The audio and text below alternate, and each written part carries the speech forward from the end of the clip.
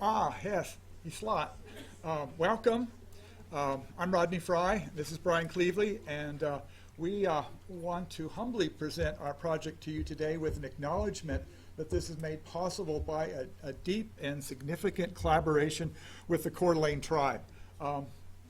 We want to acknowledge my co-PI, Leanne Campbell with the Historic Preservation Office, and Audra Vincent with the Language Program and their teams. We met on a regular basis to develop this project with University of Idaho faculty and staff, and it's truly a collaboration from the get-go. So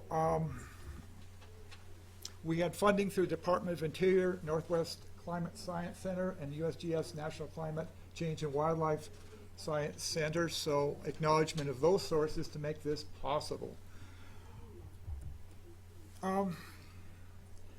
This is possible because we attempted to use best practices protocol as we engage the tribe from the university perspective with the tribe.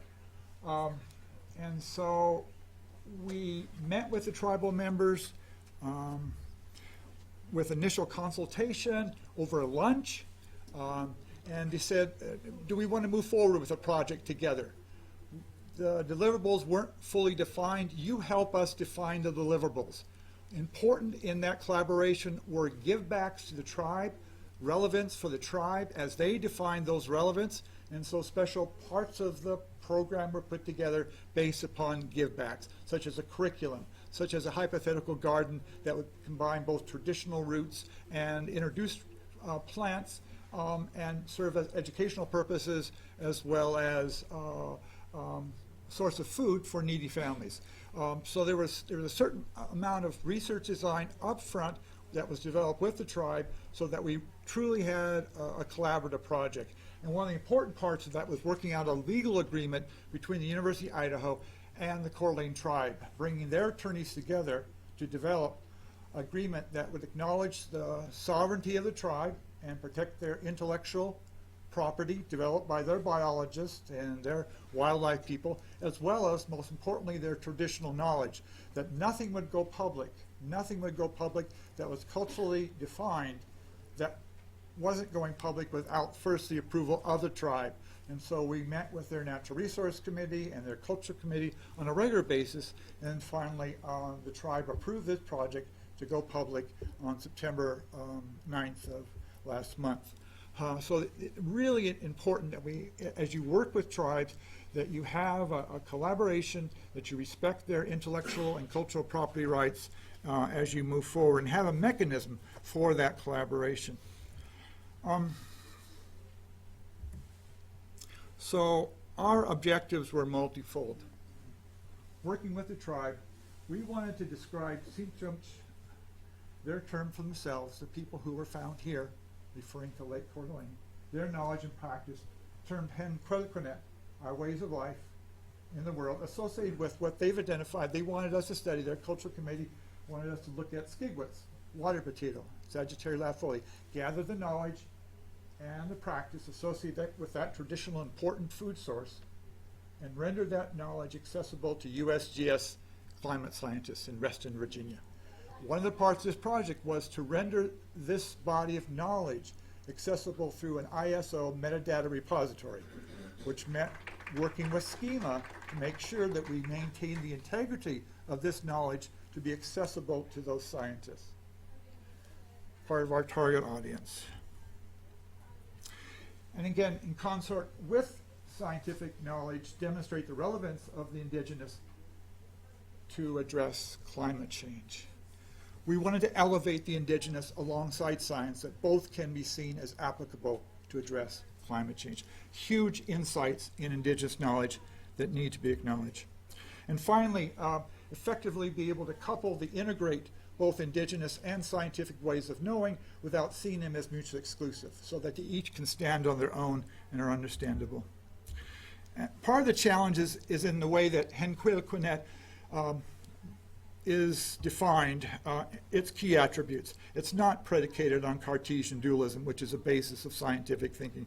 It's not predicated on some sort of material reductionism, which again, empiricism is predicated on. It's not conveyed through a literacy-based format. It's an oral tradition. We have some issues here. How are we going to convey this in an effective way? So our resolutions, hen, quill, quinette, this is a quick, it's hard to define what is indefinable, this traditional knowledge, but it is phenomena that has existence as an event, as transitory. Intersection of those participating, human, animal, plant, water, spirit, anchored to place-based oral traditions, which the Sichums call miep, teachings from all things, handed down from the beginning, from the Creator, through the animal people, embedded in that landscape. Now that's some knowledge that doesn't easily equate to scientific knowledge. Resolution, rendering accessible, aligning the newly articulated and authentic definition of hen, quill, quinette, and taking our cue from the sea chumps themselves. How do they convey internally this important body of knowledge? And of course they do through it a number of ways, but most importantly through storytelling, mimipam, telling stories and those techniques.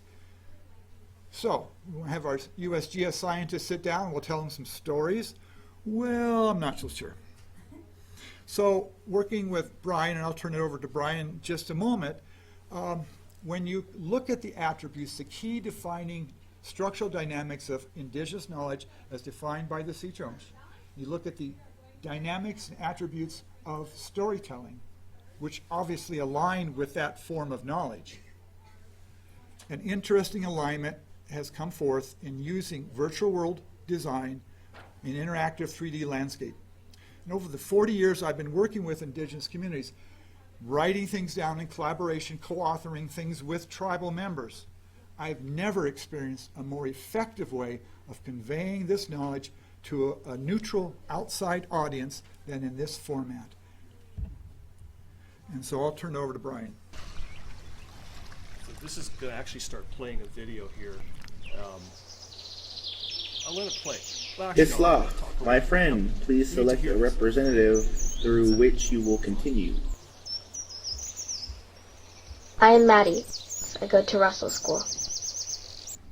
Ah, hoi, Hisla. Hello. Welcome, my friend. When we meet someone for the first time, we like to begin by sharing our names and with a handshake. We like to welcome you to our land. He squeezed Quay James. Chintel Hinmique. My family is of the St. Joe River Band, having lived there since the time of Chief Child of the Yellow Root. Ku Segwe, could you let me know a little of who you are?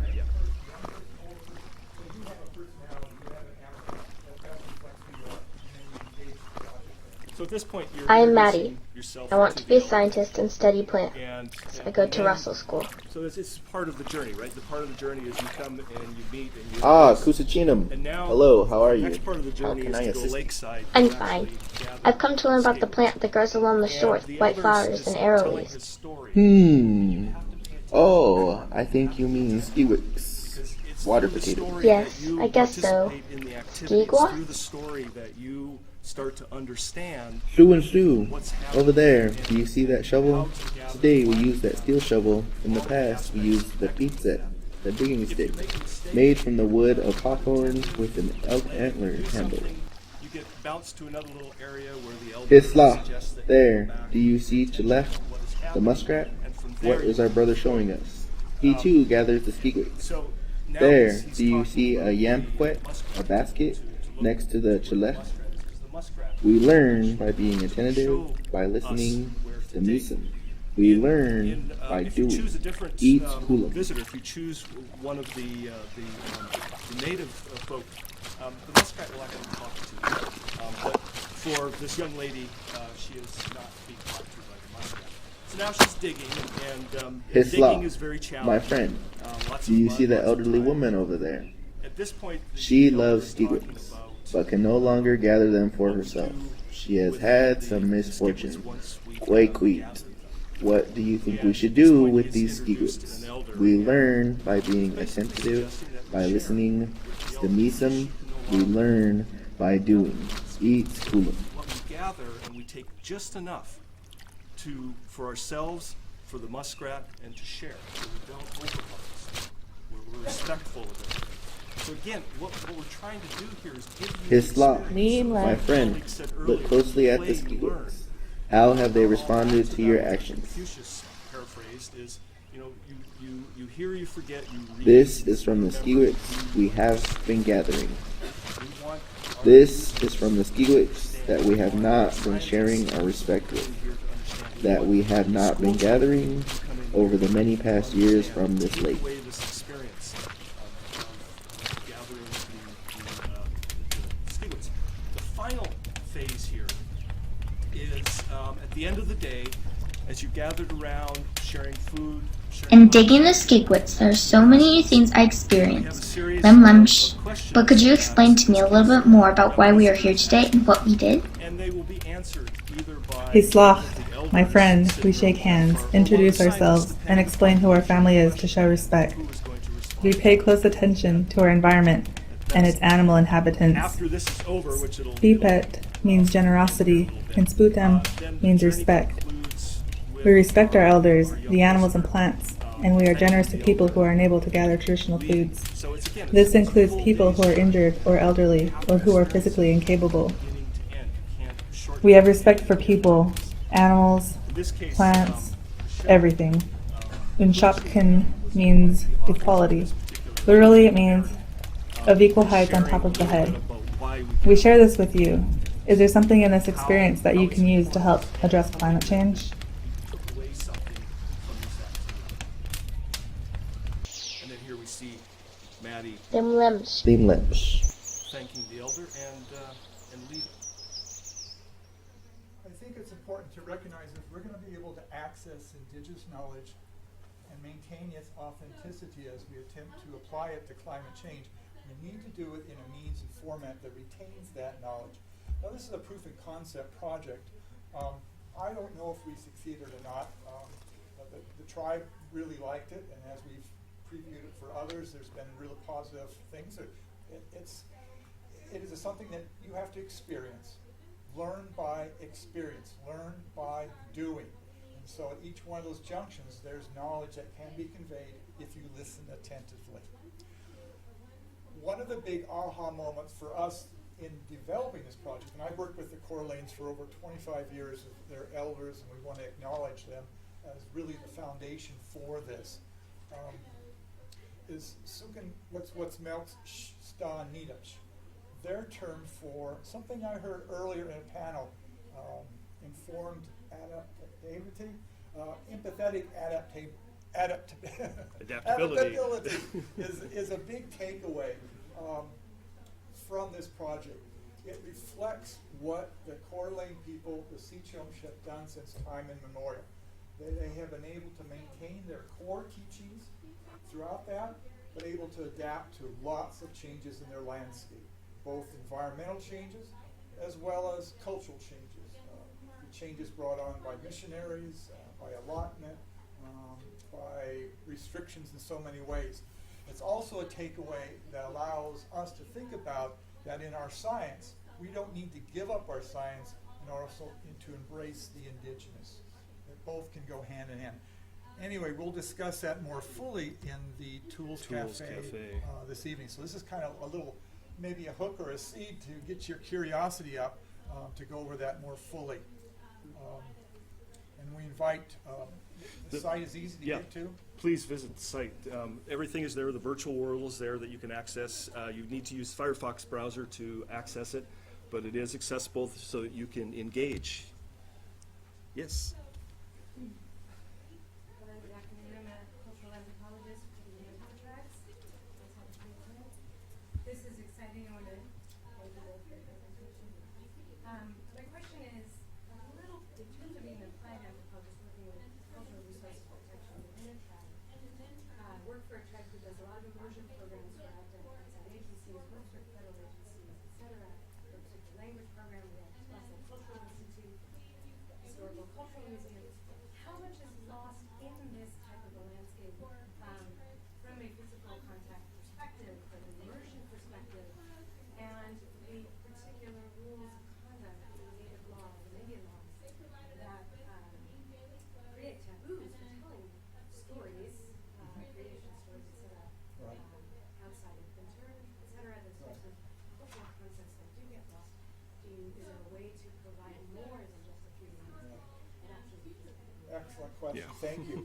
we acknowledge in this project that there is no substitute for tribal members to acquire their culture other than through the elders in an appropriate setting for that dissemination. This is knowledge that's place-based, and for tribal members, that's really important to recognize. Having said that, though, working with the Coeur d'Alene and their cultural committee, their natural resources committee, right up front when we got tribal approval from the beginning to begin the project and ran it by their cultural committee, they chose to focus on this particular project. This has been seen as a means, one, to disseminate appropriately, so that I would sit down with Leanne right up front and identify any culturally sensitive information from the get-go. And nothing that she and our committee, her committee worked with that is identified as culturally sensitive would go public. It had to go through this committee process first. So what you're seeing here is information that could be received. They were concerned about location, so you can get a better location of where this is actually dug, but we wanted to keep it a little bit disguised and not generalized so others wouldn't go there. Those sort of precautions.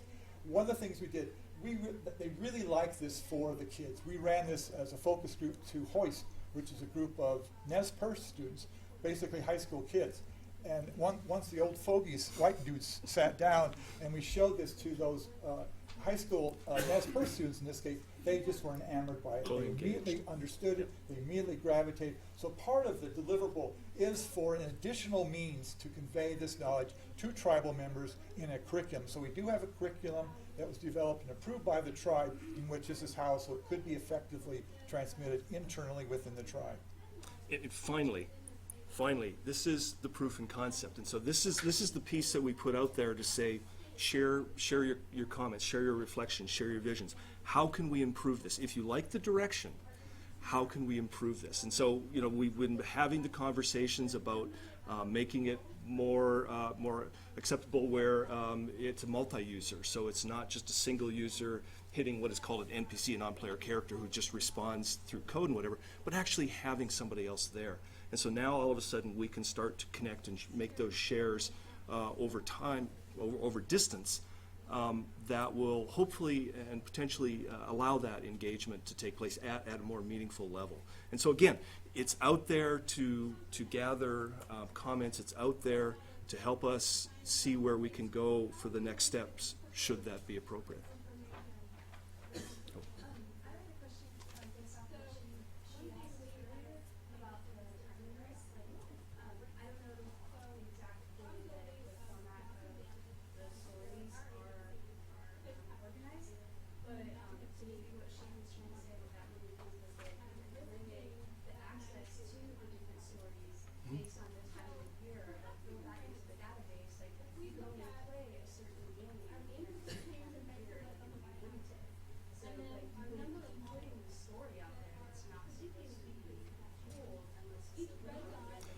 Well, actually, there's no stories told here.